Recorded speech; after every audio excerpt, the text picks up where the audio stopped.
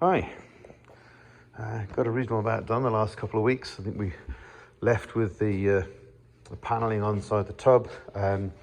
We have CNC cut the side panels and CNC cut the fiber Nomex infill plates. Once this side is riveted down, which is literally the last thing you do after the body alignment, final body alignment, then that's roughly the same kind of height. So we've done the passenger side and we've done the driver side and passenger side. We have cut all of the access panels in.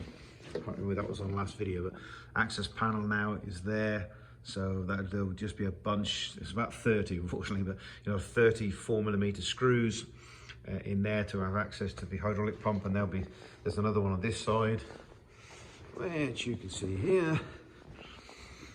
There's another 30 odd screws there to have access to the water pump on this side. Now I CNC cut the back plates. So this reinforcing plate here, I CNC cut it and CNC drilled it because, well, why the hell not? And I CNC cut this pit here just to make sure it was an almost perfect fit. Just basically made it 1mm smaller, so I had a nice sort of 20th gap around it. So yeah, I want to obviously bent the top, hammer formed the top to the radial tube. Yes, and apart from that now is basically onto the cooling system. So we have 4 ports coming out of what would originally have gone into the mechanical water pump. The 2 lower ports are basically the water into the block. The 2 higher ports are basically obviously the water out. There's also a bunch of steam vent ports. Basically they're just air bleeds that will come into the swirl pot at the top, but I haven't done them yet. It's just a simple -4 fitting. We're going to go to there. So the 2 water in, we want to come from an 1.5" pipe here. I had to build a Y-piece and basically go to 2 1.25". All 4 of these points on the engine are 1.25". So we built a Y-piece to go so the water pressure from the pump feeds into the block. That one, as you can see, comes down here and is fed directly on the outfeed of the electric water pump. So that's the feed. That's the feed in. The feed out, the 2 higher ones, we just put 2 of those individually. So we're going to build a Y, we're going to go into a swirl pot anyway. So we've put 2 Ys, 2 feeds into the swirl pot with 1.25", and then an 1.5" out at the bottom. So I was going to put a temperature sensor at the bottom, but kind of forgot the pipe was going to be there. I've turned up a bung already. I've already marked it. We'll put, sorry, not a temperature, a pressure sensor, just to monitor the pressure of the water system. It's just another thing I can do, and sensor's $50, and I've already got the IO for it. So that's the swirl pot. Now the main part of the swirl pot would have been nice just to extend 3 inches all the way to the top.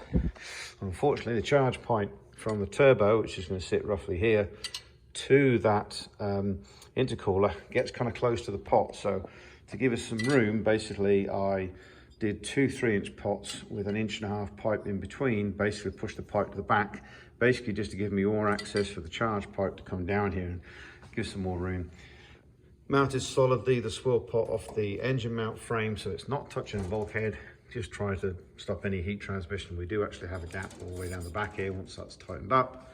In fact, we've even got a gap now, to be honest, and it's pretty solid. We have a pressure relief, good old stamp pressure relief cap, always handy to have. We have an actual outfeed here that will go to actually a catch pot, but we're going to put 2 more, actually 3 more. We'll put 3 more outputs here. They'll all be -4, and they will go to the steam ports. So there are steam ports here in each corner of the block. So we'll twin these up. So there's 4 steam ports that will come into 2, and there is another bleed that is from the top of the radiator here, just to make sure the radiator is always bled. But I've already got a pass anyway. 1 pass with that fluid will come out of there, so I could probably even leave that permanently hooked up. Sometimes they just put a mechanical bleed there just to bleed it once, but it's good to have a recirc. So yeah, that's the kind of pipes. That's all the pipes leading down to and to the pump. I'm just waiting for some 45-degree flexes to come. We've got to put the recirculation thermostat port back into the flow here. So this basically thermostat will short the radiator out when it doesn't need the radiator for cooling, and basically only closes the port, sorry. Once it closes the port, then it gives priority to the radiator. While it's open, basically it puts a short circuit on the radiator. It doesn't block the radiator off, but it's path of least resistance, so basically it'll just suck and blow to the engine. Even though the port to the actual radiator will be open, it won't do it because path of least resistance. So waiting for a 45 on this one as well, waiting for a couple, and then finalizing the mounts on here. But I'm pretty close to where I need to be now, so bumped most of the pipes. Oh yeah, got a lovely little sort of cheap machine to put the dimple on the end of the coolant pipes. eBay, like $100. Realistically, for that, perfect. Making up pipes, and it's pretty simple to use, and you literally just clamp it in the vise. So highly recommend that. It's cheap as chips. So yeah, good on that one. So we've now mounted the radiator permanently. We have 3 rubberized isolators that come off the front rail here that hold the top of it. The back of it's on a foam strip, and we'll put another foam strip and a clamp on the top and just screw it to a plate on the chassis, and basically sort of sandwich the back of the radiator. We've made the mounts for the radiator fans. We've done that. As you can see, I've sort of ground the top off of here because it's the one point that's pretty close to the bodywork. The fan design on this, basically the fans are lifted off the radiator. So basically, with the 2 fans, it's all ducted and basically shrouded, will pull from almost all of the radiator. As you can kind of see, there's a large gap under the fan. It's not close to the rad. The only problem with that is it makes it quite thick. It's more efficient, yes, better, absolutely, but thick and very close to the bodywork. So what I've had to do, the original fixing screws, which are these, normally these 4 ports here, they're kind of the bit I couldn't really alter. So I've tucked them out and realised we had a nice void here, so I've put some 6mm screws through there and clamped it in. It ain't going anywhere now. It allows me to ground a little bit more of this off and allow me to give me a little bit more radiator angle. But we've done most of the welding to the radiator. There was a small kind of fault we had with the rad when it first got delivered, and this is a long time ago. I realised there's no baffle. Being a 2-pass radiator, there's no baffle there. The water will just coming in the end tank and go back out again. So I always knew I was going to have to pull the rad apart. So I chopped a chunk out of the rad, fitted a baffle plate in there, hammer fitted it, so basically it fits up against the core really nicely. There's hardly any gap whatsoever. And basically we welded the plate in, and then we re-welded the section we cut out. So radiator's almost there, albeit I've just now noticed, or earlier noticed, this particular port is sort of too high an angle, and it's just touching the wishbone. It's missing now, but actually as the wishbone goes on full droop, it touches, so we'll have to cut that pipe off and then just re-angle it down, but that's minor in comparison to the other stuff we've done. But been bending all the pipes 1.25 and 1.5 obviously with the trusted bender. If you watched my other previous videos, we bought a set of plans online. I modified them slightly because, well, I do that to everything, and basically we built a tube bender. So I have dies for 1, 1.25 and 1.5 inch. So yeah, now we have our water system almost complete. I have, say, 3 dash, I don't have any. No, you're right, I don't. Okay, I'm gonna have to order 3-4 weld-on bungs for the top tank here. I've already made the sensor bung here. I've just got to weld that on. So that's going to go in the pot, give me a pressure signal. So if I spike in pressure, I can even put an alarm on the dash before before it starts to boil. but we hope that'll never happen. So this pipe here will be fixed up there. I'm going to put one small bend here just to come around this and down slightly, and then we can lift that up there, and I can start making the mounts. Strangely, it looks like now I don't want to mount anything to the side splitters, because I want to be able to pull the side splitters, because they're just screwed on, lift the car up under all the screws and drop the side splitter, because then it allows me more access to stuff if I need to. But if I do that, if I mount everything to the side splitter, then I can't pull it down. So I'm gonna have to mount the pipes to the sort of, well, luggage container or whatever you want to call that space that's going to be here. So tomorrow I'll start fabricating or start cutting and making the box that's going to sit in the passenger side there, leaving enough of a gap obviously to put some insulation around all the pipes to stop them from transferring too much heat into that box. Again, it's going to be warm in there, but I wouldn't put your chocolate in there, but I think your phone will be fine. So I'll start fabricating that tomorrow, and if I do one, I might as well do the other side. So that'll be tomorrow's job before back to work. Did mount finally the decision and mounted the oil filter, remote oil filter and thermostat housing. So she comes directly from the dry sump pump now, straightly into this. This is also the thermostat housing for the cooler, so we should have 4 ports out. So we have straight in. This is the out feed. Excuse the tire wraps. I have some spacer separators on order as well now, so there'll be aluminum clamps that will just weld some threaded nuts. I don't want to drill this through, it's quite structural, so I'll just tack on and weld a nut onto a tab and then basically bolt up the aluminum spacers like a figure of 8 that holds the clamps. So tire wraps will be gone. So pipes to here. I thought, well, it'd be rude not to at least pipe in the oil cooler, so we'll run the pipes in the middle of the diffuser roughly, because it's furthest away from the joint. If anywhere's going to snap on the shaft, it's probably going to be at this end, so if it's flailing around, we don't want it touching that. Actually, we could even just put an aluminum cover over the pipes just to be 100% sure. But fittings on, just nipped up. But so most of the pressure side of the oiling system is done. The pipe is underneath the motor, sat next to where the fitting is on the other side, but I'll need to pull the car up and remove the belly pan underneath the motor to figure out the fixings under there, so I haven't made that end pipe. So with the cooling in, with the condenser, we know where the mount is, we know what size the dry sump tank's going to be. My taps have come, which is the next stage for the dry sump tank. So I have a sight glass in there, and what was the other one? There's 2 things that need taps for, sight glass and something else. Top of my head, can't think of. But those taps have arrived now, so I can continue.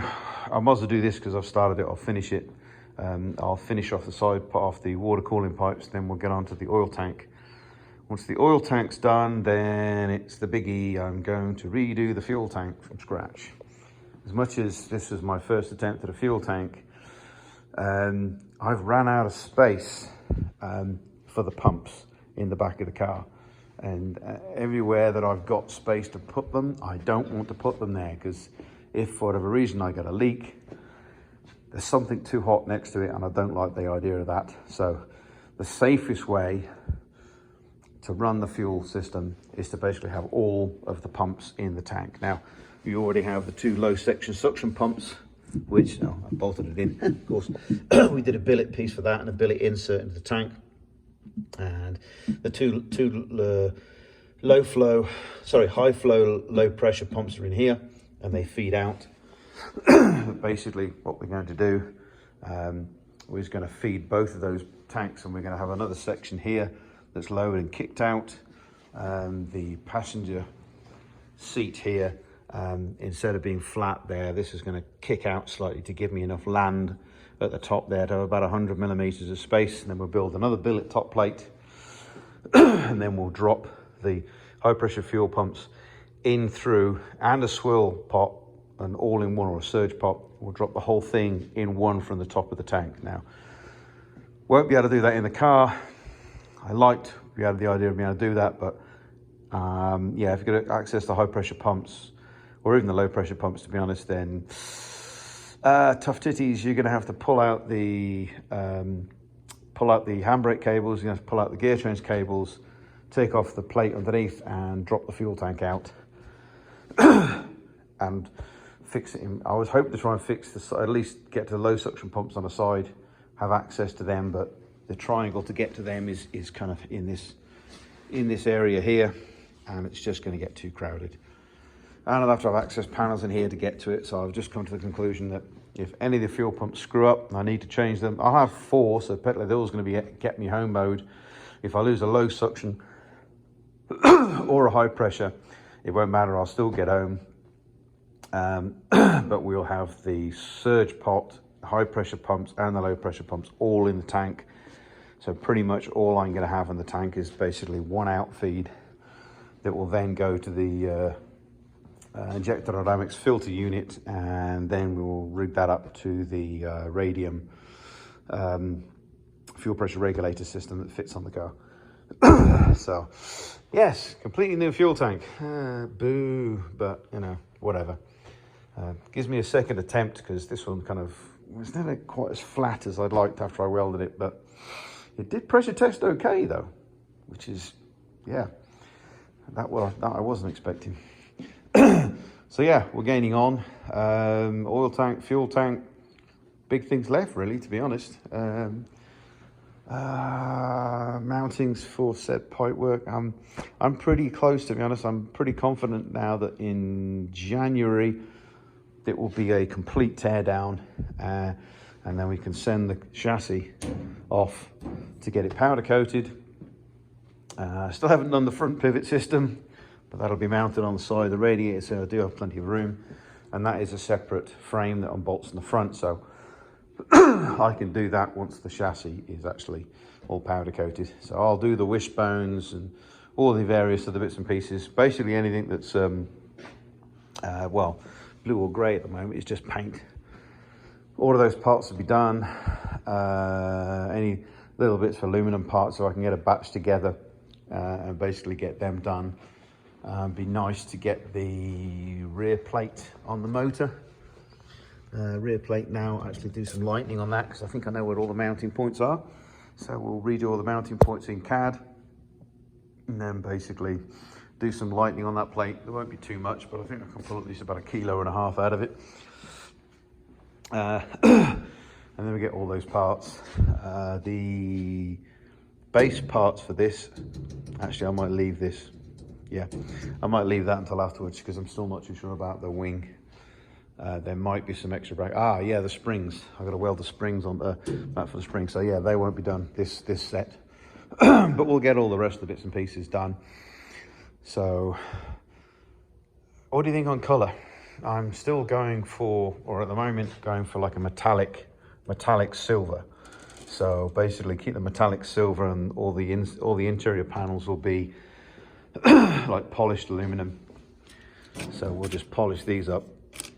All the aluminium panels that basically are exposed to the elements, the underskin panel here, the closure panels on both sides, the bulkhead panel, obviously the radiator panel. We'll powder coat those because they, if you don't treat them with something, then they go rusty or they go oxidized pretty quick.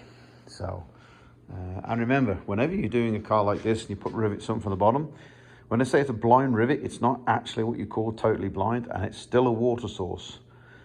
There is a difference between a sealed blind rivet and a normal blind rivet, or a normal just rivet. When you're doing the floor and anything that's got a water access, you do not want water getting into the chassis. You need a sealed rivet.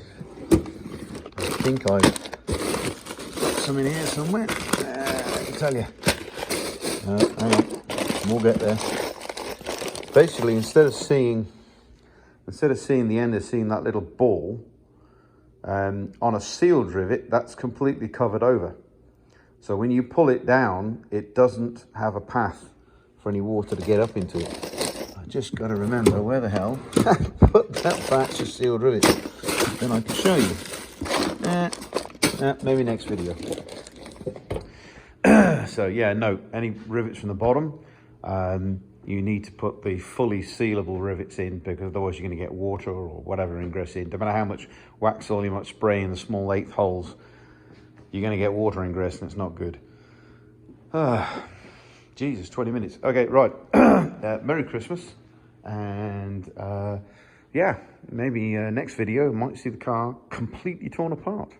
That'll be interesting. See you all soon.